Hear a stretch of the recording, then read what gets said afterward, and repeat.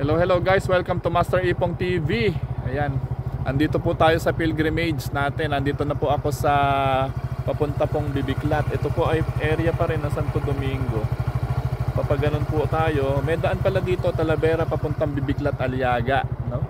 So, nakakalibot po tayo dahil sa ginagawa po nating pilgrimage ng Jubilee of Hope. So nayari na po ako sa Bungabon.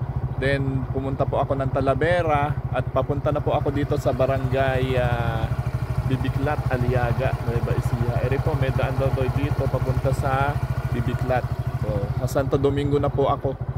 So napakaganda at nakakalibot po tayo sa mga iba-ibang lugar dito sa Nueva Ecija.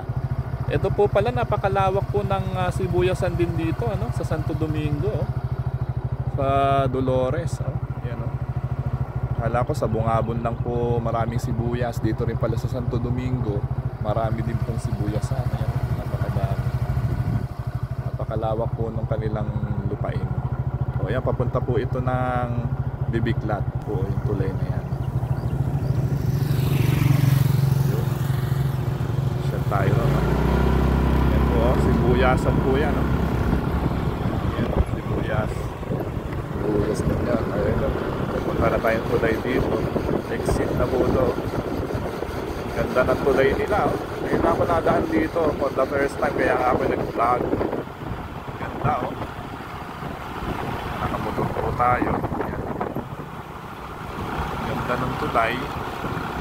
Sintado. Ganda ng view. Ganda naman.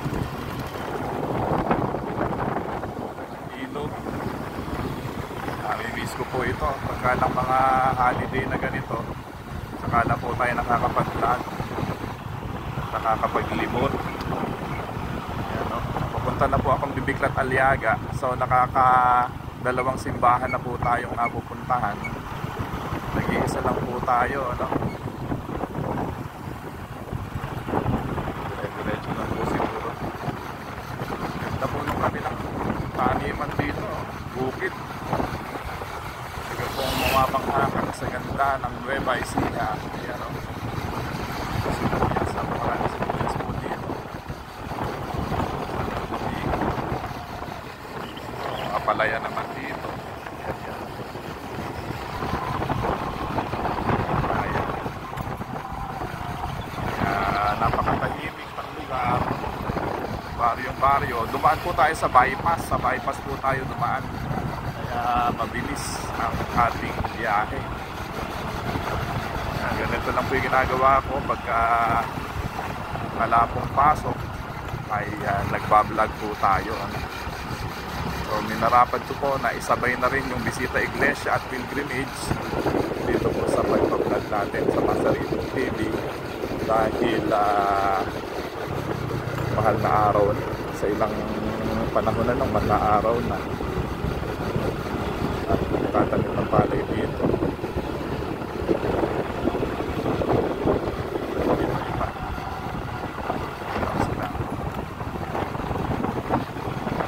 Tayo pamiyanya. Ganda, sarap po bumiyahe pagka walang masyadong dumada kaysa mag-highway po tayo. Ayan, fresh air po dito. Napakaganda, napakalawak ang lugar dinadaanan po natin.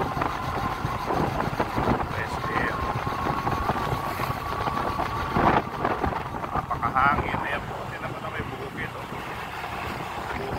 dinadaanan ko. Ako lang po dumadaan dito, ako lang po dumadaan dito, kaya talaga pong napakaganda sa pakiramdam at napakahimik, napakahangin, napakainit lang, pero sulit naman ang iyong biyahe. Layo na layo. May mga irrigation.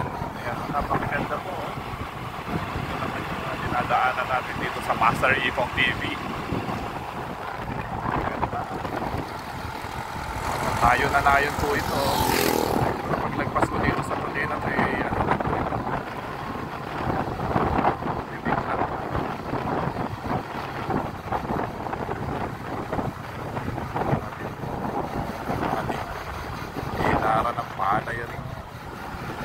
lugar na to.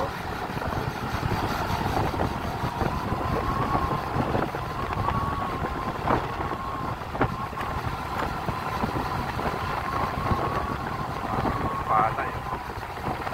Patag tayo ngayon. Tayo na liligaw na. Tayo doon sa bibilan ng palay dito. Tayo lumalagpas na.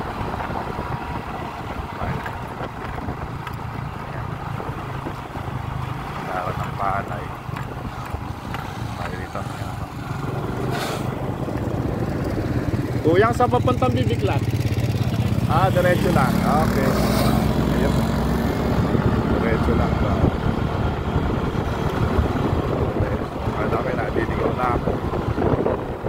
Ayan. Punta namin dito. Bukid at saka bukid. Marisan pa dito. Buko. Ayan. Ayan. So, dito na tayo. Bukid. Diretso lang po. Papunta na ako ng Bibiklat. Aliay.